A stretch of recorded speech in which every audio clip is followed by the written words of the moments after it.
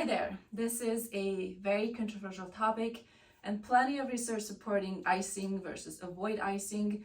So I just want to share what natural and effective approaches Chinese sports and trauma medicine uses in order to properly heal an injury, because we almost never use ice. And ice is actually considered a culprit in injuries that don't heal fully. To heal properly, damaged tissue must regenerate. And yes, different people heal at different rates. Younger and healthier people tend to heal faster. So this is where strength training, nutrition, and rest has a huge role. And also different tissues heal at different rates. Muscles and bones tend to heal faster. Tendons, ligaments, and nerve tissue tend to heal at a much slower rate. The wound healing process is characterized as 4 sequential but overlapping phases. Number 1 is hemostasis, which is from the moment of the injury and can last up to several hours depending on the severity of the injury. Second is inflammation, which can last from 1 to 3 days. Third is proliferation, which is from 4 to 21 days. And lastly, maturation, which can last up to 1 year or even beyond.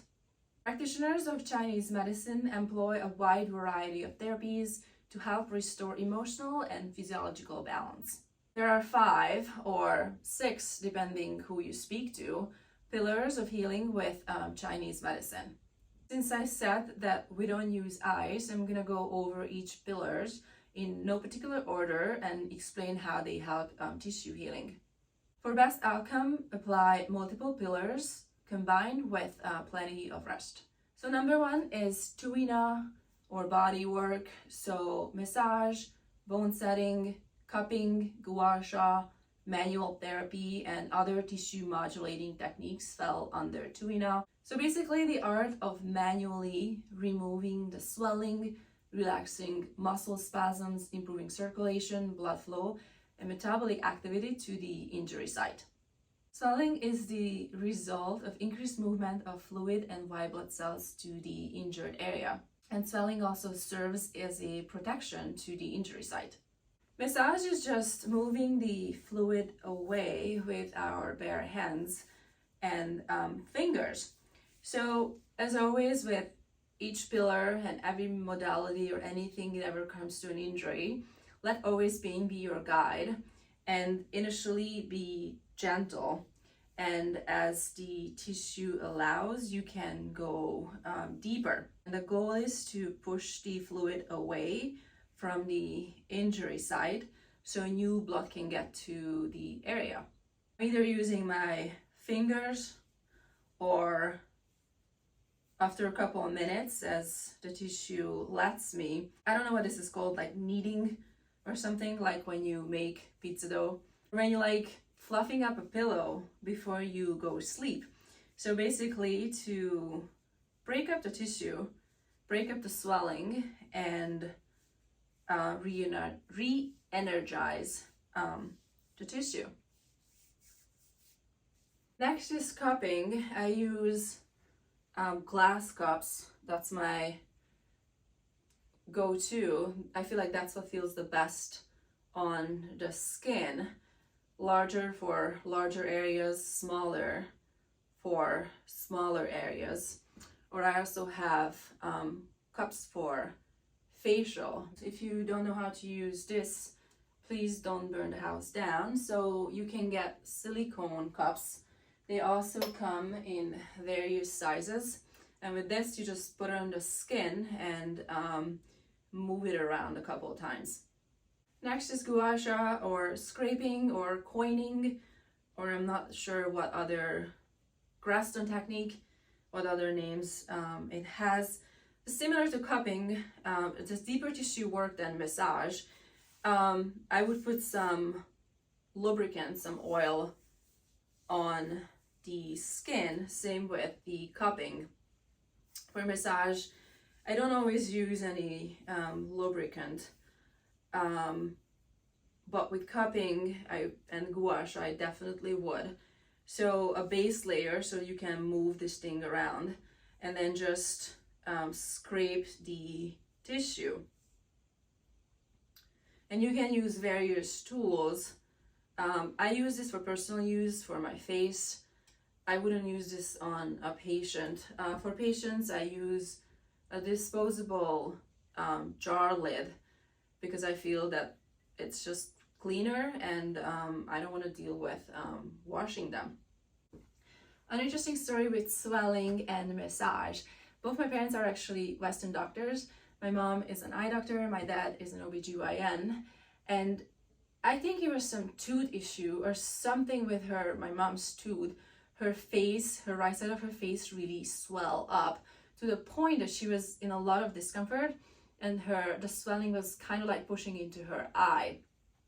So when I saw that, I told her immediately, like, hey, just very casually, that, hey, go to the bedroom, lie down face up. I'm gonna go wash my hands and I'm gonna massage your face for you to help with the swelling and help with your pain. And I remember she looked very confused and said that, why would you do that? And then I looked very confused and I'm like, well, why, like, how do you heal a swelling? So it was a really interesting moment to, like, even though we both in the field of healthcare, this is something I was taught and I do this every day, versus she's been a doctor for like 40 years or something.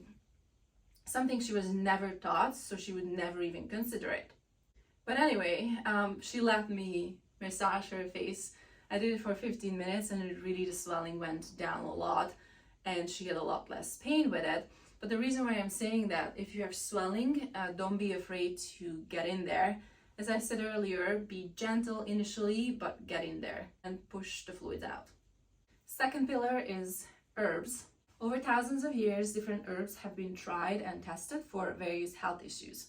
And herbs are truly amazing. Some, like sun chi, is used to stop bleeding. Skullcap is used to relieve infection and inflammation.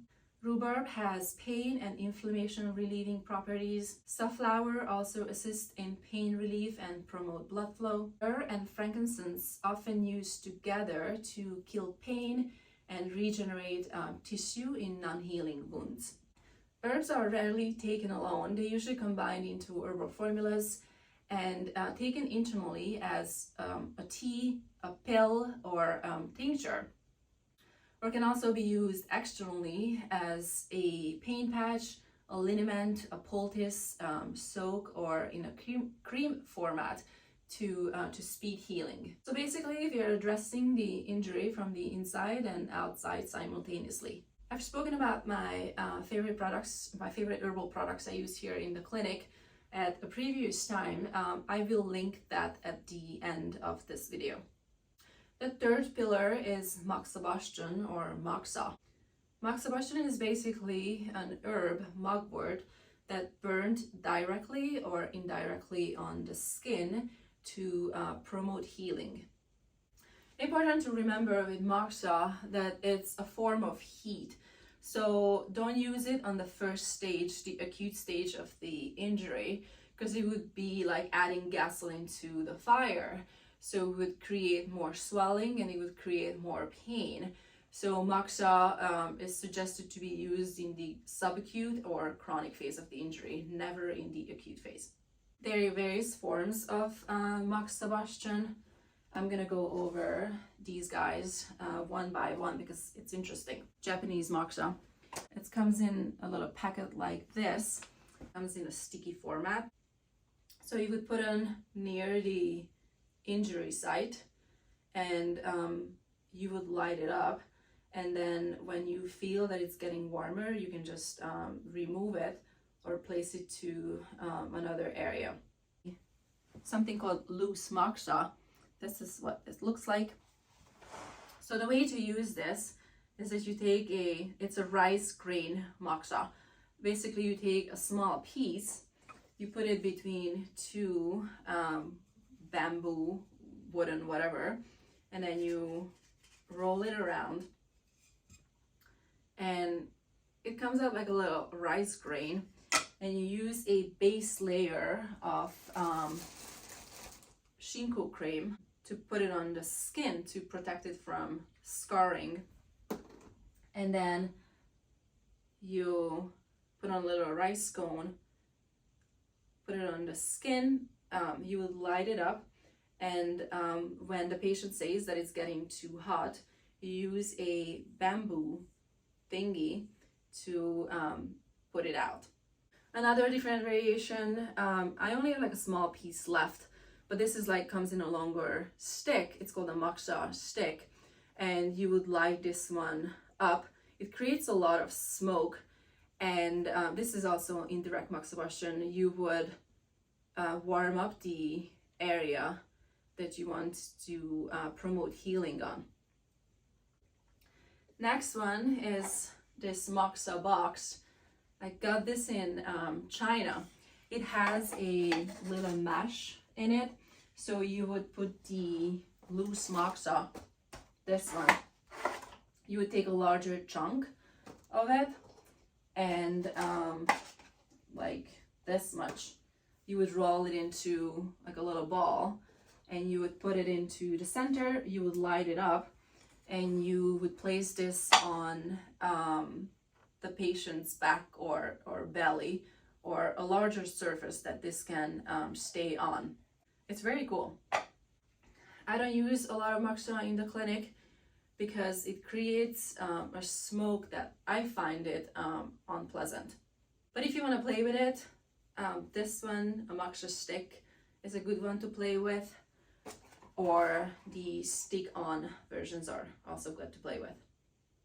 The fourth pillar is QiGong, or exercise. Generally speaking, we don't recommend complete rest with an injury, rather initially specific breath work, gentle range of motion exercises that don't aggravate the injury, or exercising other body parts to keep the body somewhat active.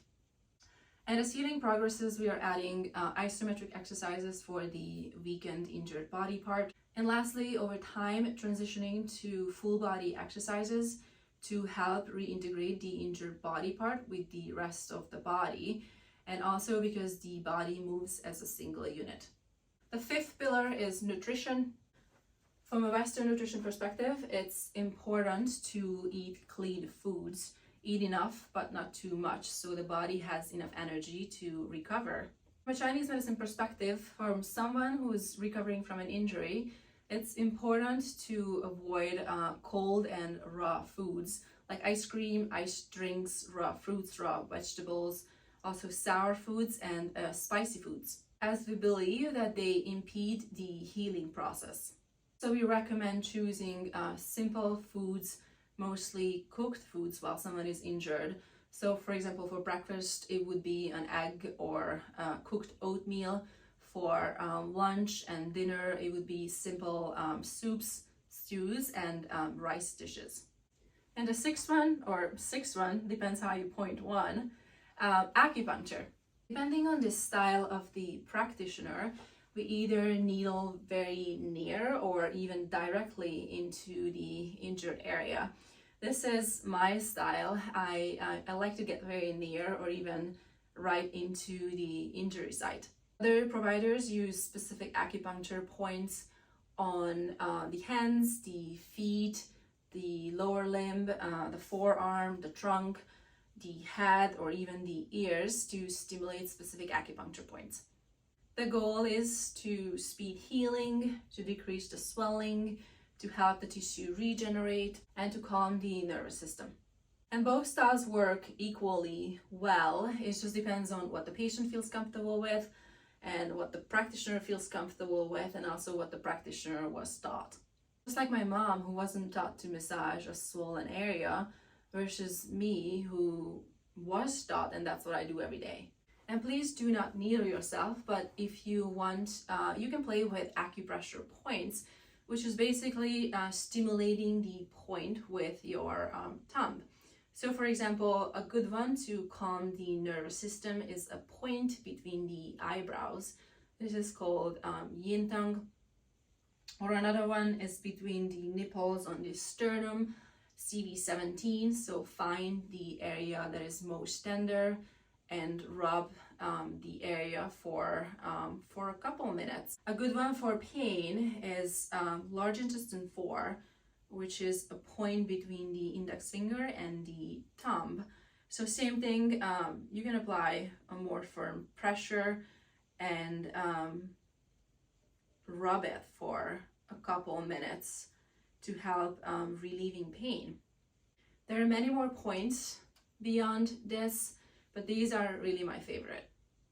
So these are the 6 pillars, the techniques and herbs that we use instead of ice to help heal an injury. And obviously I don't wish an injury on anyone, but next time you have some pain or some injury, instead of ice, try these natural approaches and see if you recover faster. Thank you.